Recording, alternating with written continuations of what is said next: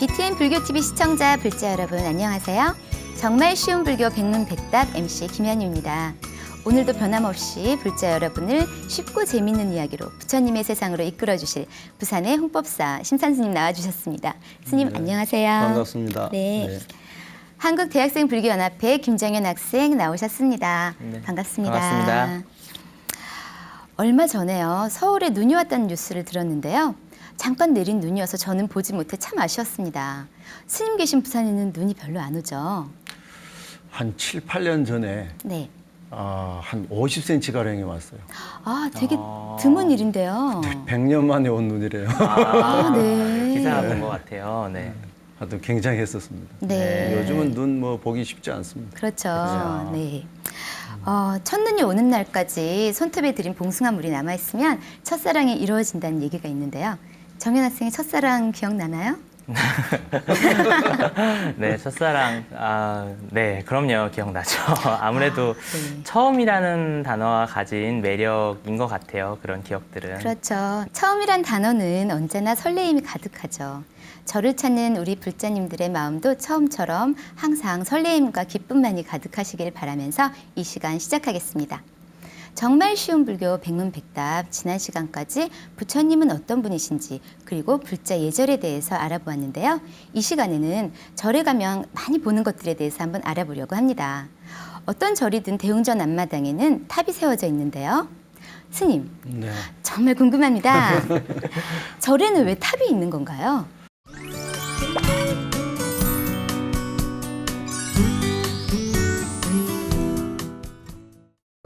먼저 탑이 네. 만들어지려고 하면 이제 부처님의 사리를 모신 것이 이제 탑이거든요. 네. 부처님께서 열반에 드시고 나서 답이 즉 네. 화장을 하시죠.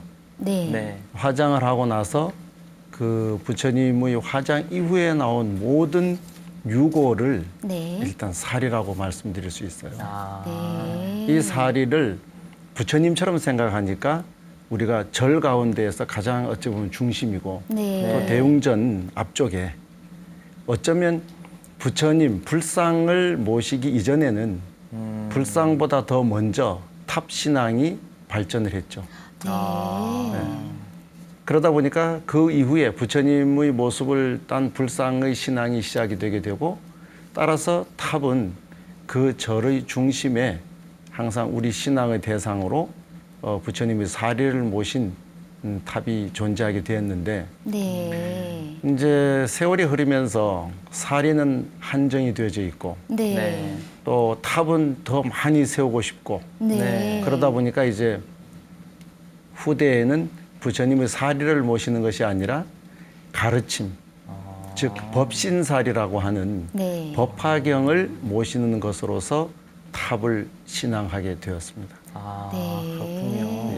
스님, 저는 그래서 네. 절마다 굉장히 탑이 많지 않습니까? 그렇죠. 대체 부처님 사리가 얼마나 많길래 이렇게 탑이 많나 생각을 했었는데 그런 이유가 있었군요. 네, 저도 네. 어떻게 사람 몸에서 구슬 같은 것이 나올까 네. 어렸을 때부터 지금까지 계속 궁금합니다, 스님. 저도 지금까지 궁금하고 있어요. 아, 스님도 그러십니까? 그러네요. 아, 네. 그런데 우리가 이제 신앙적으로 보면 네. 개정해, 즉 계율을 잘 지키고 그리고 참선을 해서 마음을 고요히 하고 네. 네. 지혜가 밝아지는 이런 수행을 꾸준히 일생을 하게 되면 그 수행의 결과로서 사리가 나오게 된다. 네. 따라서 이 사리는 어쩌보면 수행의 결정체라고 알면 되겠습니다.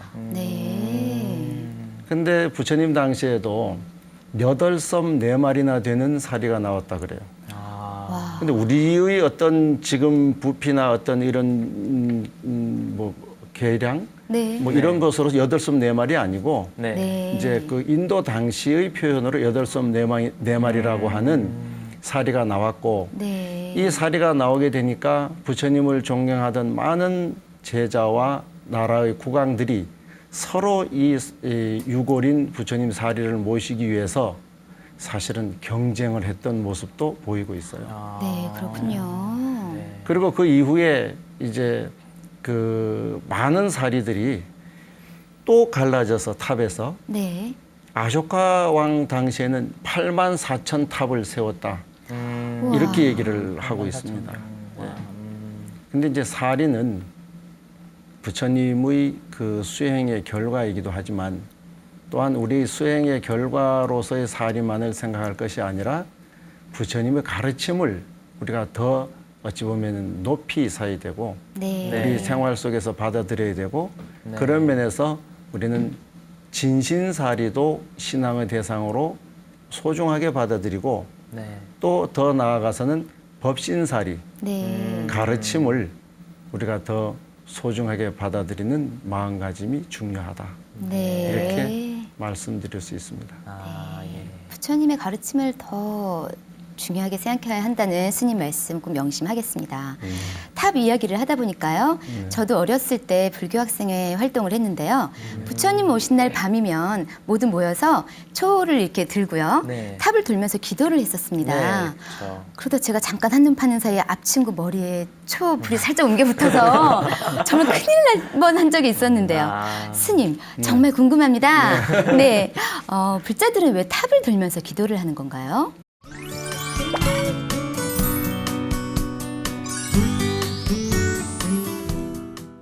근데 그 친구 머리 괜찮아요? 아, 괜찮습니다. 아주 살짝 옮겨 붙었었습니다. 네. 근데 촛불을 켜고 네. 탑도리를 했을 정도 얘기를 한다면 좀 세월이 간 거예요. 네. 요즘은 사실 그런 문화가 많이 더 발전돼야 되는데도 불구하고 좀 사라지고 있어요. 아쉽게도. 네. 그렇죠. 네. 그러면 어릴 때 네. 다리 밟기라고 하는 거 해본 적 있나요? 저는 해본 적 없는데 정연 학생은. 아니요, 저도 잘 모르겠습니다. 정월 대보름이 되면 네. 그 동네에 있는 어떤 큰 다리가 있으면 네. 네. 이 다리를 나이 숫자만큼 이렇게 밟는다는 거죠. 갔다 왔다가. 아. 네. 그렇게 되면 그 한 해는 모든 애군이 다 없어지고 좋은 일만 온다.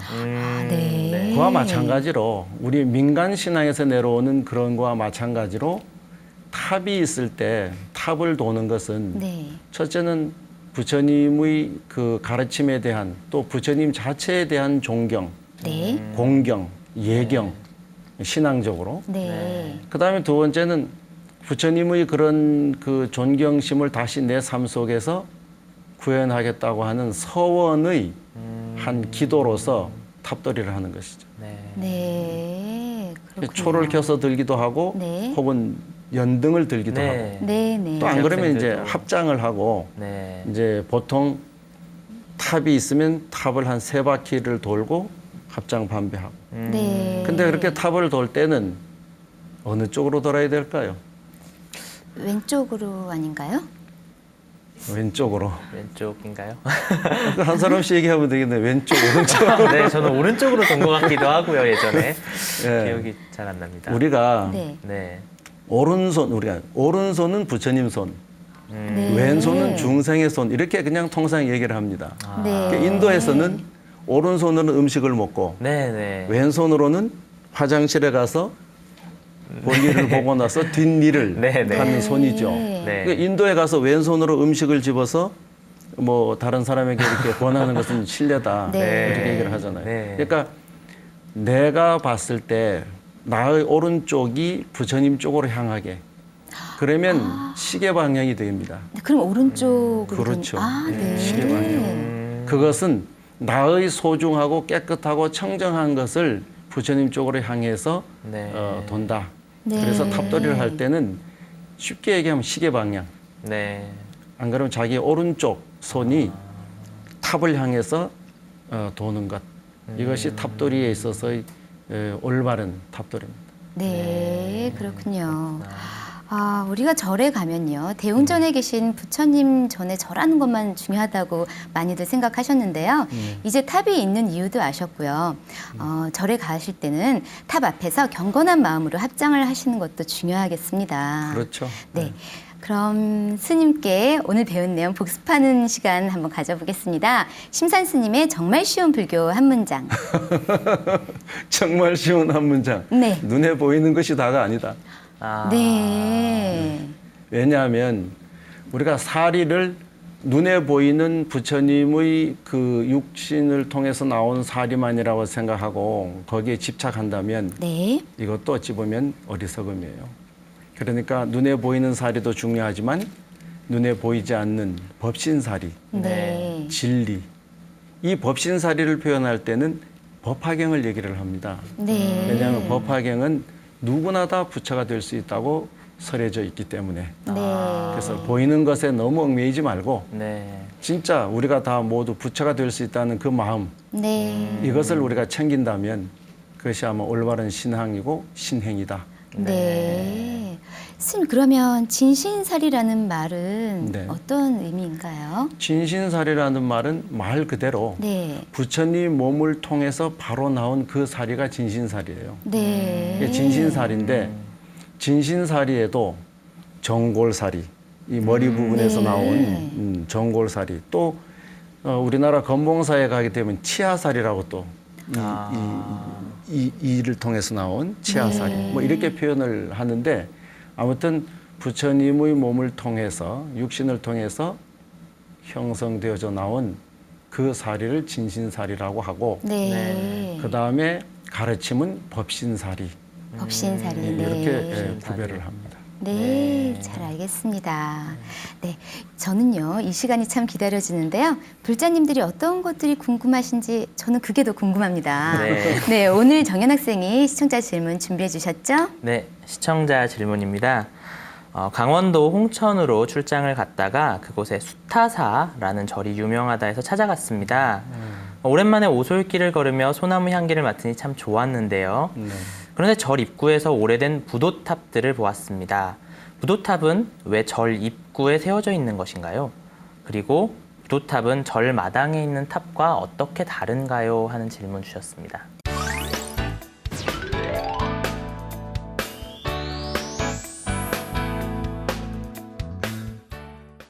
지금 이제 부도탑 이렇게 얘기를 했죠. 네. 이제 대개는 부도라고만 얘기를 하죠. 네. 우리가 크게 보면 탑이라고 할 때는 부처님의 진신사리거나 법신사리를 모셨을 때 탑, 수투파라고 해서 탑이라고 얘기를 하고 네. 또 일반 스님의 네. 사리를 모셨을 때는 탑이라고 하질 않고 네. 부도라고 얘기를 하는 것이에요. 아, 그렇군요. 네. 그렇기 때문에 탑은 신앙의 중심이 되어져서 대웅전 앞쪽으로 자리를 잡지만 네. 네. 스님들의 사리를 모신 부도는 대웅전이나 이런 절의 경내로 들어가질 않고 네. 절 입구 쪽 한쪽에 자리를 잡게 돼 있어요. 네. 원래 부처님이 모셔진 뒤쪽으로는 그렇게 모시질 않거든요. 네. 네. 그렇기 때문에 절 입구에 부도전 이래서 부도를 모아놓은 곳을 발견하게 되는데 네. 우리가 뭐 진짜 모르는 사람이 보면 스님들의 어찌 보면 묘를 모아놓은 곳이다. 이렇게도 표현할 수 있겠죠. 네. 그러나 묘라고 하는 것과 다른 것은 부처님의 사리만 거기에 모셨기 때문에 부도전 이라고 얘기를 하는 것입니다. 네. 그러면 스님, 다비식이라고 해서요. 네. 얼마 전에 법정 스님 다비식도 있었는데요. 네. 언제부터 스님들은 화장을 하셨나요? 이 화장법은 네. 인도에서부터 내려오는 하나의 전통입니다. 네. 그래서 우리가 불교가 들어오면서 같이 우리나라에 들어온, 그러니까 우리나라는 어찌 보면 화장이 전통이 아니라 들어온 외래 문화라고 할 수가 있겠죠. 네. 그러나 이제 그 불교적 정신에서 보면 네. 네.